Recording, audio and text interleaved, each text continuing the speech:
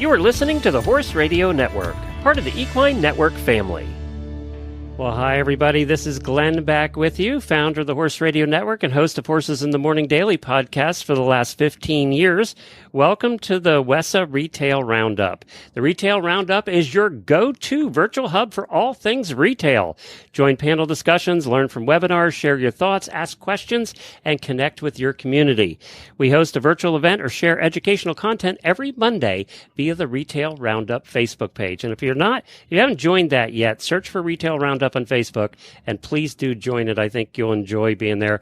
It's everybody that has the same problems you do, same issues you do, and we all want to learn together. Today, we talk about working with sponsored riders, whether you're a retailer or manufacturer, what works and what doesn't. We have Gabrielle Fournier, and she is she is the marketing and communications manager for Ariane Cellier, right? Did I say it right? Yes. Yay, good.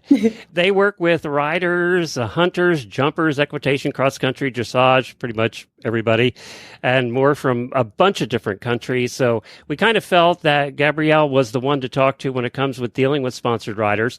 And you can relate this whether you're a retailer or a manufacturer or wholesaler. It all applies. I mean, working with sponsored riders in no matter what format you're in, all pretty much works the same.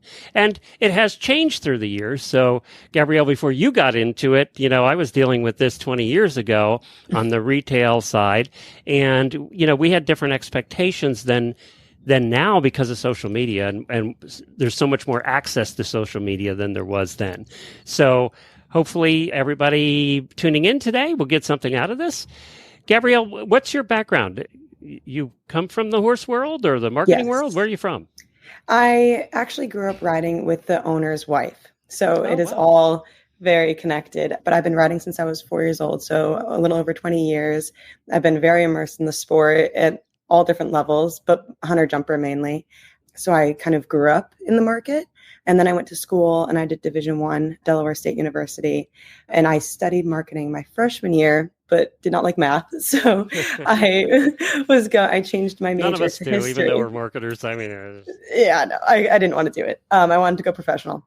But then actually my senior year, this company was mostly based in France and it was starting to grow a bigger market in the US. So the owner approached me and he asked me to help translate some language from French to English. I don't speak French, but I would help kind of navigate the Google Translate.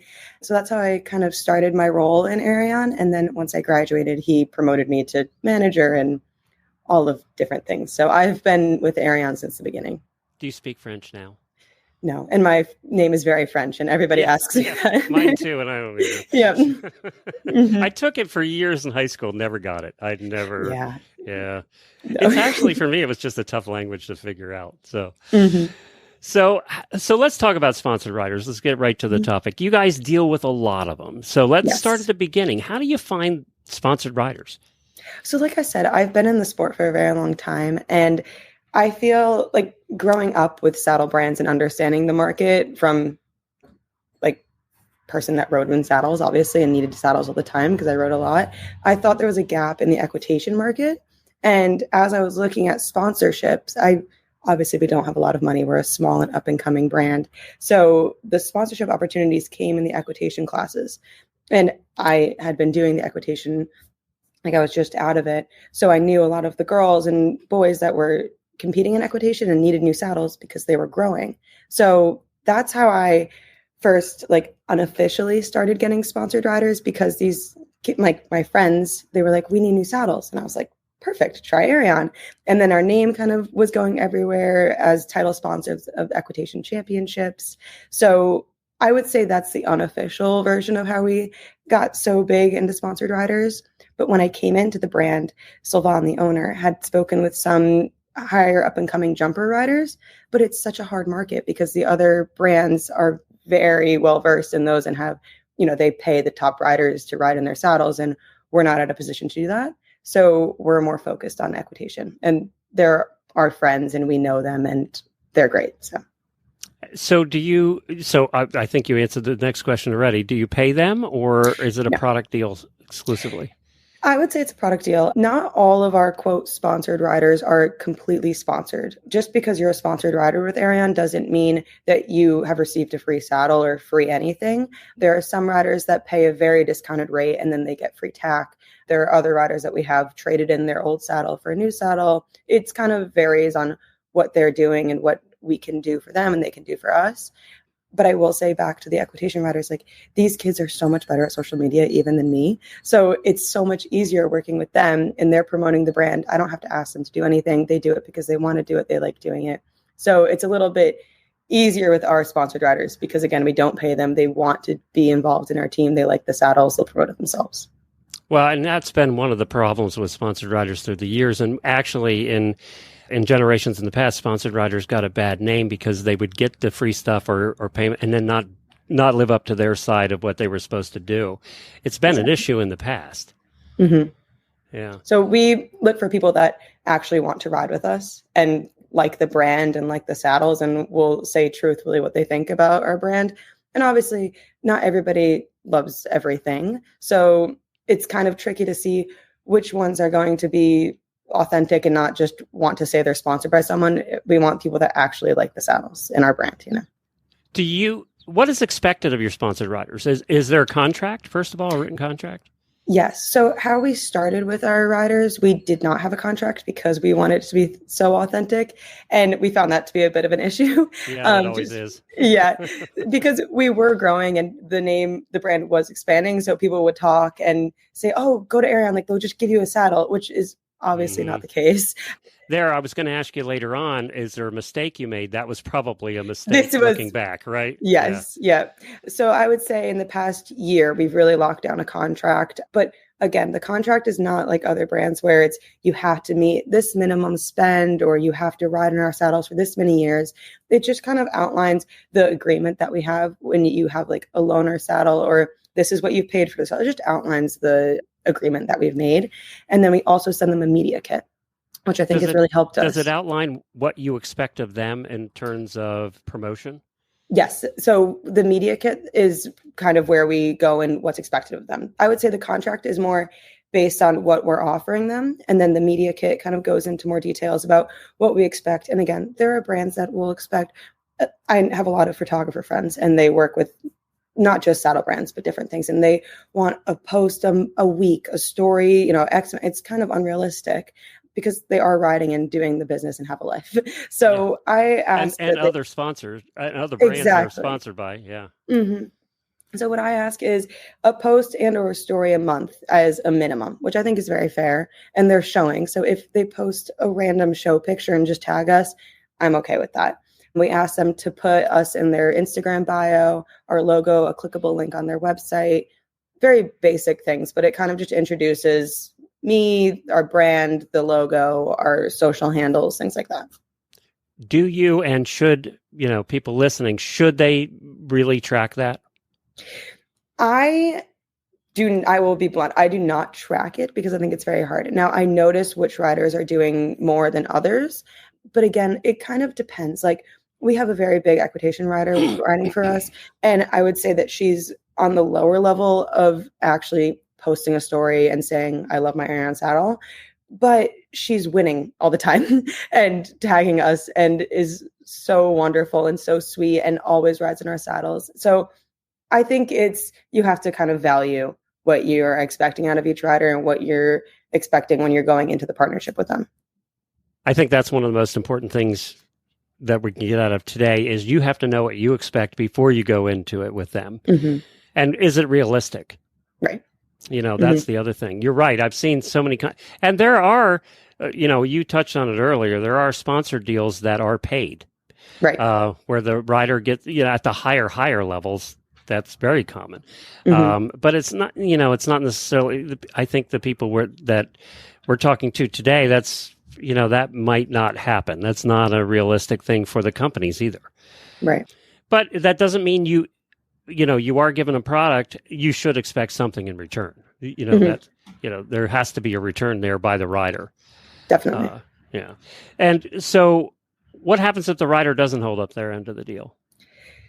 We'll talk to them. And again, we for the ones that we put the most energy and time into, we know what we're going to get out of them, and we're very close with them. We create a very nice relationship with them. So it's pretty easy to talk to them and say, hey, we need you to kind of hold up your end of the deal. And 99% of the time, they're totally fine. We'll post the next day.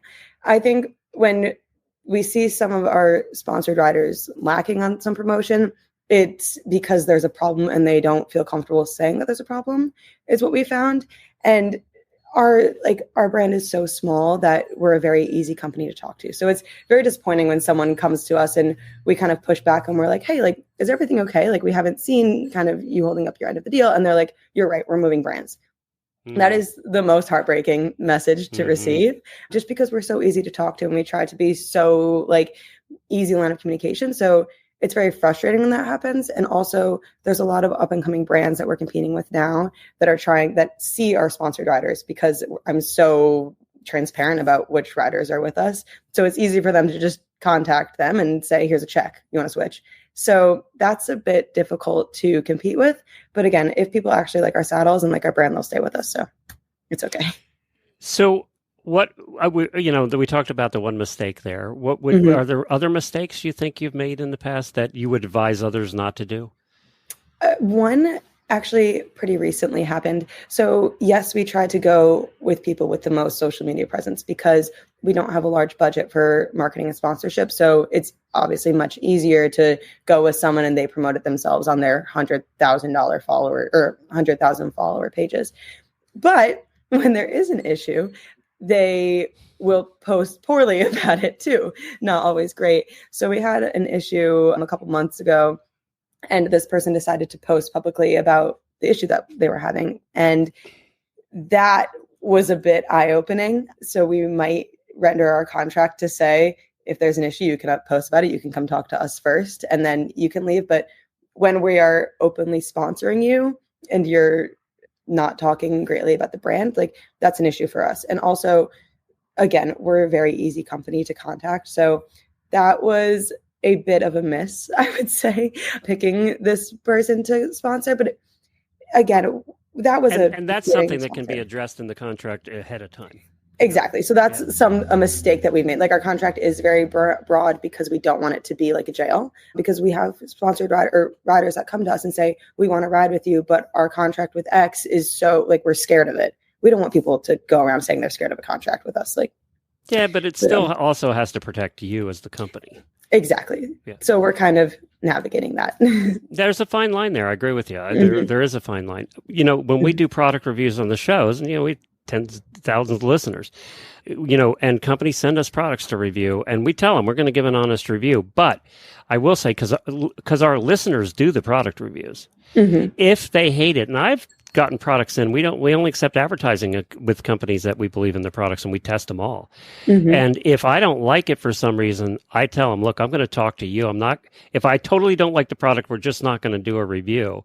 If there's a couple things we don't like, we'll bring that up in the review. Right. But I'm going to talk to you and tell you why we don't like it. And we've had a couple of companies that have changed the product because of a flaw that we found or our listeners found. So I think communication's the key there, right? Right. And trying to be easy to communicate, because I feel like other brands are kind of difficult to communicate. You just send an email and it's not a real person. So we try to give different outlets through Instagram, Facebook, email, phone numbers, things like that. So we really try hard to do that. So when someone has a complaint about that, we have an issue with it. But yeah, I'd say picking people that are easy to talk to is very important. How much has it helped you having sponsored riders? I know it's hard to track ROI, but you can tell. Right. Yeah. We can definitely tell. Our booth, I think our sponsorship deals with the sponsored riders has helped us a lot. I wouldn't say just sponsored riders is making or breaking the company. I think that our plan of focusing on equitation has helped, and we can see it because it is a smaller group within this very large equestrian sport. So I hear word of mouth all the time when I'm at the horse shows. I see all of the kids and their little friends groups talking about Ariana wearing the hats and the swag and all the things. So that to me is very helpful as a new brand. And I think going to these kids that are growing and will need new saddles at that point in their career when they're 18, I do see a return on it just because of who we're picking and where we're spending our money. You mentioned swag. You keep Yes. leading into the next conversation. So thank you for that. You mentioned swag. It's important that you get them all the stuff that they can, without saying a word, advertise for you. It's very important. And I think some brands do it very well, and there's a lot of different ways to go about it, just because we are a leather goods manufacturer. So yes, we could have like leather bags and all these things, but they love like chapstick and lanyards and hats, and like the silly things go 10 times farther than a very nice bag or a very nice blanket or something like that. I think things that they'll use and carry around with them at the horse shows works wonders. You know, it's funny. We have a sponsor that's been with us since the beginning, Kentucky Performance Products, and they made their own chapstick, which happened to be very good. And they would go to Rolex and they would go to, these different shows, and everybody knew them for their chapstick. Yep. That little, and, today, if I put a call out on the air that said, the first 100 people to sign up to get KPP chapstick, I'd have that in 5 minutes, because everybody knows their it's that's not their product, right? But they're known for that, and people are thinking of their name, right? That's all branding play there. Exactly. Yeah. So don't be afraid to branch out into something that you're not. Exactly. Our next topic is bringing bucket hats in. So a lot of the kids have requested it, so that might be the next swag from Ariane. That's funny. So what are things that companies need to be aware of when they get into their first sponsored riders? What would you tell them? Again, I'd kind of say, what are you expecting out of them? What market are you trying to grasp? And what's the goal for ROI in the end? What's your goal? Is it more sales? Is it just branding, right? Yeah. Right, exactly. So we recently, I wouldn't say sponsored, because the child is maybe 8 years old, but she's a younger sister of one of our bigger pony hunter riders. And, she does the walk trot, but her TikTok, she's TikTok famous. So of course we want to work with her. Like, we don't have a huge TikTok presence. So obviously you're not going to sponsor an 8-year-old, but I think you kind of look at, okay, that's that market, check. And then you do pony hunters. And then you kind of look at where the gaps are in your market that you can't grasp by paying someone or paying a sponsorship deal or standing at the ring. They kind of do it themselves. So we try to look at sponsored riders for each class of each discipline, even in cross country and dressage. We try to do the lowest level to the top level, because that's what our brand is. We have a saddle for every market and every riders. We're the most customizable saddles, and our price range varies dramatically. So we try to get as many people as we can. So you want to going to the sponsored riders thinking, what are you going to get out of them in the best way? Not like they're going to work for you type of way. It's just, how are you going to work together?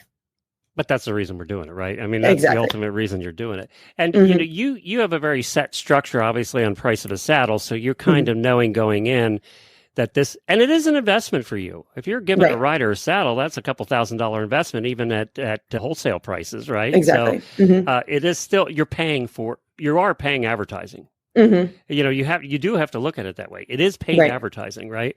And with retailers, they have to handle that a little differently. You're going to, in your contract, set down how much a year they can get from you. And then you have to decide, is that going to be, in your case, is that going to be, as a retailer, is that going to be wholesale or retail? And that should be spelled out in the contract as well. I've seen that bite people in the butt. So you're going to say, okay, you're a $5,000 rider with us, and we're going to give you, you would just order $5,000 worth of stuff. It's basically a gift card. So, you have to decide all those things ahead of time. And then what's my ROI from that? What am I getting from it? Because ultimately, we still have to look at that eventually. Even if it's a branding deal, is it paying off to more sales in the future? If it's not, do I need to readjust it? Do you take a look at these annually? Yes. And I will say, I think I look at this very differently, because there's sponsored riders and then there's sponsored trainers. And our sponsored trainers, we see direct results from them. And in that contract is a bit different. Yeah, because they can say to the kid, buy this saddle, right? Exactly. And when they do that, they get a return from us. So they get credit towards tack, another saddle, or they get cash based on how many saddles they sell. So a finder's fee, really, is what that is? Yeah. Yes. I think it's a bit different and separate in the best way, because sponsored riders are the ones that are actually promoting the brand, and sponsored trainers are actually helping us sell them. So that's interesting. It kind of depends on what you want. And so if you're a local retailer, it would be the local barns, right? Exactly. The barn owners would be the trainers in your case. Right.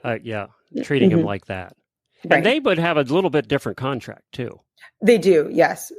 It spells out what they're gaining and receiving from us. And I will send them a media kit, but I rarely see return from those kind of contracts. I see a lot of return from the ones that are actually showing and competing. Do you take a look at it then for your year-end report? You still have people to answer to. You have a boss. We all do, right? Yep. Do you take a look at year-end as a whole then? What has the whole thing gotten us? Yes. And it's very easy to break everything down from sponsorships, sponsored riders, sponsored trainers, things like that. Obviously, different locations have different returns. Like Kentucky and Florida, I think are our biggest markets. California, we struggle with. It depends on where we have a rep too. Though. You know what I'm saying? So that's where the shows are. Yeah, exactly. So, and our sponsorship deals, I will say, are very rewarding for us because we can offer a saddle in return. So we don't have to pay cash as much because we're offering a higher product. But I do see the most return on the sponsored trainers, obviously. Yeah.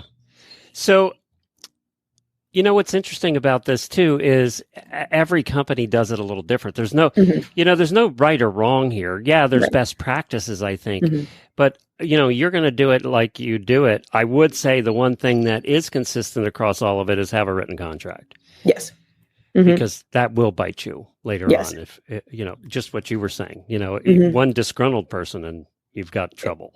Yeah, because of their following that you wanted is now not working with you. Which of the platforms of all of the different platforms that are out there that people are advertising on for you, which one have you seen most effective there? You said you have a small TikTok, so I'm assuming it's Instagram.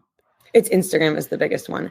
The internal struggle we're having is our French market and US market is separate. So we cannot have an Instagram shop. So people cannot shop directly from Instagram, but on our website, I can track and see where they're coming from, and majority come from Instagram. That's interesting. The horse world used to be Facebook. I know. Yeah. It used to be Facebook, and it still is to some degree. I think with the 40 up crowd, most of our listeners are in that crowd, and they're Facebook, right? Yes, But my sponsored riders are the generation of Instagram, so that's where I directly see it. Yeah, and you know what? You can see the ones who do the riders that do a good job with this. Just as an example, and I know he's not one of yours, but Boyd Martin is a perfect example. He does a great job with that, and he weaves it in. And the ones that are really good at it, this is the ones that are poor at it when it comes. And this is something that you can look at before you contract a rider. You can look at what they're currently doing for their current sponsors. And don't be afraid. Do that. Go in and check out their Instagram. Go back a year. See what all their posts are. Boyd does it so well because he weaves it in with a lot of non-sponsored posts. And then you'll see the riders that every post they do is sponsored. And that's not effective because their followers tune that out after a while. Exactly. We want it to be as authentic as possible. Yeah. And so that is, do you look and see what they're currently? Yeah. I'm very involved in it. What little triggers are you looking for? What are the markers you're looking for? I want our social media to be as engaging as possible. So that's why I post a lot about sponsored riders, because I think it's more engaging when seeing action, seeing sport. I don't see the same return when I post, look at our beautiful saddle and call it a day, buy our saddle. I see more when it's talking with a rider, walking a course, being in the back of the barn, things like that. And I think it allows more trust for the brand when you're hearing it from another rider. But I will say our sponsored riders are majority teenagers doing the equitation, and they are just so good at it. Yeah, they're posting 10 times a day about everything. Exactly. Because they love being sponsored. They love working with the brand. I mean, I think we're very easy and fun to work with. So it's pretty easy. It's that stuff I love seeing, and I'll repost it. But things kind of more focused on our older generation sponsored riders will post things that are not really clean. The horse isn't clipped, things that don't really go with our high-end brand, or like our saddles are not cheap. So I don't think our content should be cheap. So things when they're like riding in all pink, like I just won't post that sometimes when it doesn't really align with the brand. So that I find tricky because I want to support them, but also it needs to align with the brand. I think you said something. It's been interesting too, the correlation for what we do and what you do, or what any of our sponsors do, is our when we do polling, and we have focus groups and all that stuff, when we do polling, we find that our guests that are the most popular are the middle to even lower end riders. Mm-hmm. So we've gone away, like on our morning show, we very seldom have the Olympians and those kind, because people can't relate to them. Right. They're unrelatable. Even Boyd, Right. I mean, he's relatable because he's just so goofy. Mm-hmm. But you know, they relate. So your lesson of going after not the top, Exactly. but the middle, and it tends to be that middle and lower who have the higher Mm-hmm. following on social media too. It's not Yes. it's not all the time the top riders. Mm-hmm. I think the issue that I struggle with that is that we are a brand that does, like, we have a Western audience, we have an English, we have a lot of different disciplines, and that is difficult to merge. I will say that's hard, especially when you're reposting content and trying to what to post and to what market to attract. That's a bit difficult, especially with sponsored riders. Just with the English and Western, there's the first Exactly. It's very difficult because it's two different worlds completely. Yes. We do work with the NCEA, and obviously they have English and Western. So I find that very successful, and I like being involved in it. So that's kind of my biggest Western market, just because. Well, those kids are all in it together too. I mean, they're exactly. They're on a team. So it's, yeah. That makes a difference. Yeah. Whereas socially, and even our content, we have to be very careful. Is it to a Western audience or to the English audience? It is a different crowd. And then you have the 80% that are trail riders that don't compete in anything. That's 80% of the horse world, or more probably. Right. So So know your audience. Know who you're targeting with this as well. So this has been fascinating. It's a topic that's been talked about for a lot of years because sponsored riders have been around forever. It's changed a lot because of the different platforms, and it's changed every time a new platform comes along. Yes. Because there's new types of content, like TikTok changed everything, and really forced Instagram to get into Reels too. So it was TikTok that forced that. Exactly. Before it was just pictures, right? It was, that's what it was. So are you spending a lot of time, and I know a lot of retailers and wholesalers and manufacturers hate this because it's just so hard. Do you spend a lot of time also figuring out, keeping track of the trends as far as social media is concerned? You would have to. Yes. Yes. But I think being immersed in the sport for so long, I follow, I think, a lot of major keys. So I'm looking at it every day in my own scrolling. So I wouldn't say I religiously, I need to check the trends. I just kind of see what I like, and we'll make our own twist on things that I like. Okay, here's a question I haven't asked in any of these sessions before that we're going to have to start asking because we're using it more too. AI. Where does AI come into your life now? I am not a huge AI person, but I do not rely on it that much. I will say we're making a new website. So with some of the language for that, I use it. But for social media captions and things like that, I don't use it that much. I kind of do it myself. For us, it's been saving a lot of time in high-level research. So if we're going to talk about a topic, it's easier to go into AI to find your reference points than for us to spend an hour looking through 15 pages of Google. It just has shortened our time with anything we do, actually. Right. And it's gotten so much better. We did a sample the other day, the AI that talks to you is getting 1,000 times better conversationally. And we did a session with one of them the other day talking about horses on the air.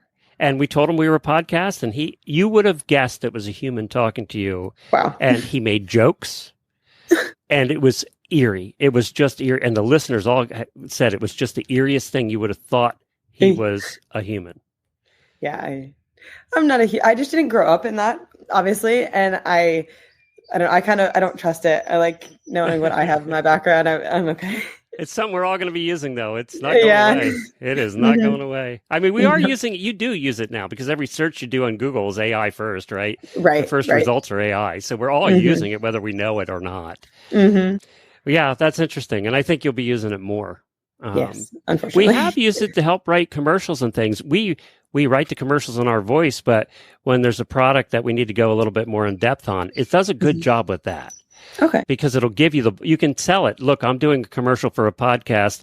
I want it to be understandable and easy for everybody. You give it the right prompts and it gives you the right thing. Prompts are what the key is for AI, is prompting it correctly. And all of us, whether you're a retailer, wholesaler, manufacturer, You're going to be doing a lot more of it in the future. Yes. Yeah, interesting. So any final suggestions? What would you want to leave everybody with that's looking to get into this for the first time with a sponsored rider? I would say know your market and try to keep up with what's happening in the sport and what discipline you're trying to go into. I would add to that, if you're in multiple like you guys are, pick one to start with. Don't try and do them all at once. Exactly. You're going to learn, and you might as well learn with one group. And I would go with whatever group you sell the most of. If you're if you're in dressage, if you have a store that sells mostly dressage stuff, then go dressage. But you also sell something else, go to that second after you've figured the dressage out. Am I wrong there, or do you do it all at once? I think you're totally right. And again, I think trying to find the person that relates most to your audience, like you said, how the Olympic and some of the top riders are unrelatable. Our brand, we have low end and high end saddles, so we're allowed to kind of be broad in the level of riders. But if you have a lower end price range product, I think stay with that audience. Don't try to find the biggest person in the world. And I'll add to that, do your research. Exactly. On the person. Check out their social media, and don't just go for the last week, look back. And we, I'm always shocked that we have advertisers that want to advertise on our shows who have never listened to the show. Yeah. Listen to that's the first thing I tell people. Listen to the show. Do we fit your brand? Does our voice fit your brand? And it's reversed for what you're looking about doing. Does the sponsored rider's voice fit your brand? They might be saying things that you totally don't want to be associated with, and they could be awful, and exactly. It's your job to research that. Yeah, and I'm sure you have the same thing. You see people post stuff, you go, we got to stay away from that one. Exactly. For whatever reason, because it is you're associated with it then. Right. Yeah. And that can get you in trouble. Definitely. Quickly with social media. Well, this has been fascinating. You're a great representative of this particular topic. Where can people find the saddles and all about you guys? On our website would be great. Arion-hst.com is the first place to go, or Instagram and Facebook, obviously. Okay, great. And do you do retail? Do you do wholesale? Yes. Short answer, yes. Okay. If a store is interested and they're in the area that does the type saddles, they can contact you? Definitely. And we have a huge range of tack and accessories, which I think would be even more useful and open to talking about. Okay. All right, cool. Well, then contact them for that as well. And if you missed any part of this particular session, you can catch the rest of it or see the whole thing you can hear it on the WESA podcast at Wisdom by WESA. Just check that out on any of your podcast players. Search for Wisdom by WESA on the WESA Trade Show YouTube channel. Yes, we have one, so you can find us there as well. And of course, on the website at wesatradeshow.com. The next trade show is coming up in August. I'm hoping to be there this time. I think this will be, I don't know, my 39th or something trade show over the years. So it's a lot of fun. It's in Dallas, and it's a good time. If you have never attended it before, you should probably take a look at that. Go to WESATradeshow.com. And you can search Retail Roundup on Facebook to find the group where everybody does the talking and where all these posts are. And we'll do the next one Monday the 17th, next Monday. Be sure to sign up and check out all the details at Retail Roundup on the Facebook group, or go to WESATradeshow.com. Thank you, Gabrielle. Appreciate you being here. Thank you.